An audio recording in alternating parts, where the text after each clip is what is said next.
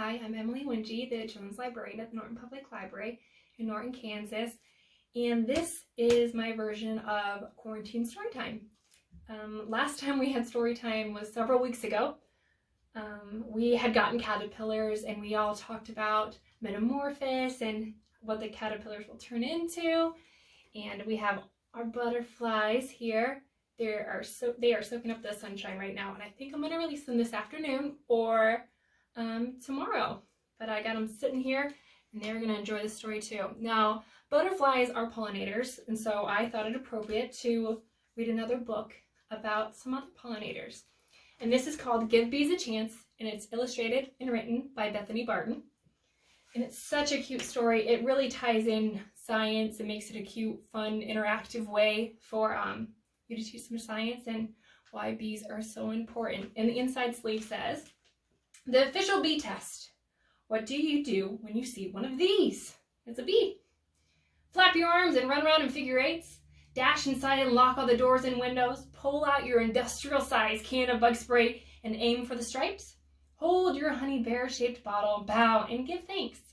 If you chose A, B, or C, then this is the book for you. If you chose D, buy this book for your bee-phobic friends.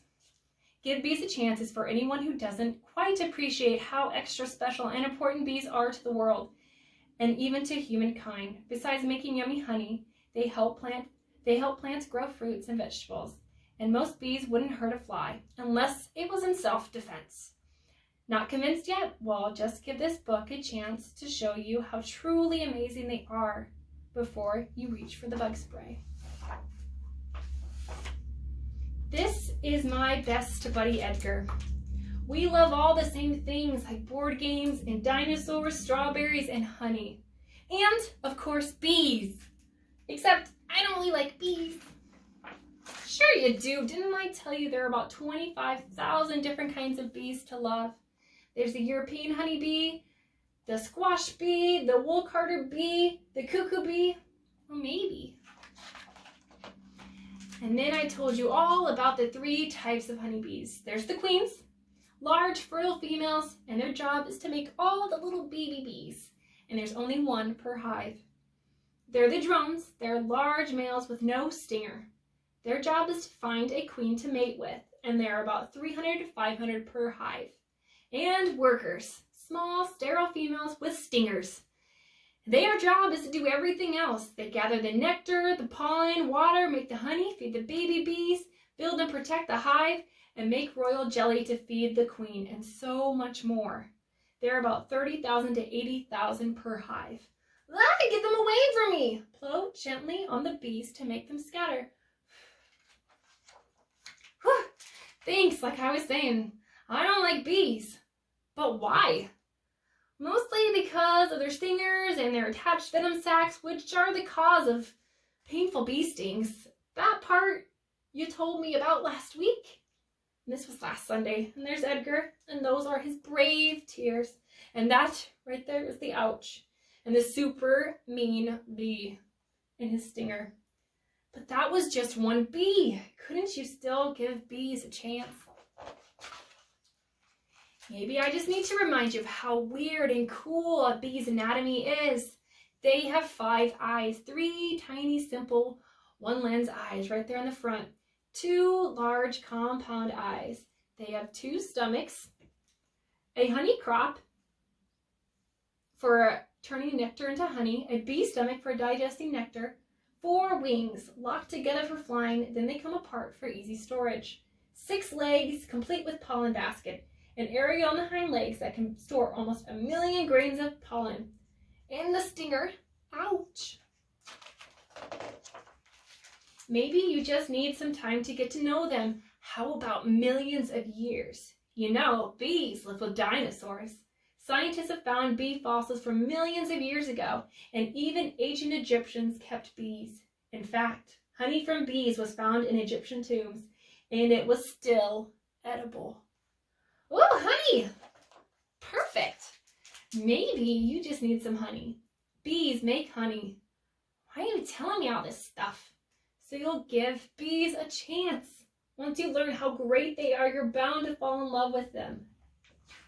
You think you will? Check out how honey is made. A bee gathers nectar from flowers. Nectar goes into the special honey stomach called a crop. The contents of the crop are spit up into another bee's mouth. The new bee breaks down the sugars of the nectar within her own crop.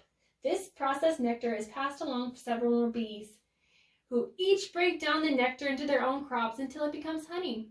Then the honey gets barfed up into a honeycomb and fanned by the wings of the bees to evaporate the moisture. Lastly, it's sealed with beeswax to keep it safe until it's eaten. Did you just say barf? Just 1 pound of honey takes 2 million flowers and thousands of bees to create. Too many bees! Blow gently on the bees to make them scatter. Help them out. It looks like I haven't convinced you yet. Nope, because they're all gonna sting me. Oh well, bees do sting sometimes, but not because they're mean. Bees only sting to defend themselves, like when this bird says, "You look delicious, back off," or to avoid getting squished or smashed. In fact, many bees lose their stingers after attacking, which is sort of like your hand disappearing if you pinch your sister. Also, wait, what are you wearing, Edgar? Bee armor. That's not gonna work. It was designed for dragons. I think it can handle bees. Well, there is a kind of armor that beekeepers wear, but it looks quite a bit different. It allows them to collect honey and beeswax without getting stung by the startled bees. The white color puts the bees at ease. The veil protects the eyes and neck. The suit and gloves cover all the skin. Beehive boxes with removable frames for the bees to build their honeycomb in, and beehive frame filled with honeycomb. You know I love honey, but I'd be willing to give it all up forever to never see a bee again. But giving up bees means giving up so much more than just honey. Some scientists say bees are responsible for 1/3 of all the fruits and vegetables we eat. Bees have a big impact on the food chain. You see, in order for plants to grow fruits and vegetables, they need the right ingredients, like sun and water and pollen. A major ingredient they need is pollen, but since flowers can't move, they can't always get pollen from each other. I want to make a strawberry. Throw me some pollen. I don't have arms. That's where bees fly in. A bee's fuzzy body catches the pollen from the flowers. The pollen falls into the next flower the bee visits. They act as a pollen delivery service, helping give flowers the ingredients they need. A single bee can visit over 1,000 flowers in one day, making bee pollination powers unparalleled, which means without bees, there'd be a lot less yummy stuff to eat. And bees are disappearing in large numbers due to pesticides and parasites and lack of bee-friendly flowers and pollution. Bees actually need our help. Okay, I take it back. I don't want bees gone. I even sort of want to help them, as long as they don't sting me. Planting bee-friendly flowers is a great way to help the bee population. But won't that attract more bees? Well, hopefully yes. But just approach a bee like you would a dog you don't know. Don't get too close and don't try to touch it. Unless you're a flower, it should lose interest and fly away. And if more people like you give bees a chance, they just might, well, have a chance to make the world a sweeter place. Now, have I told you how much I love bears? The end.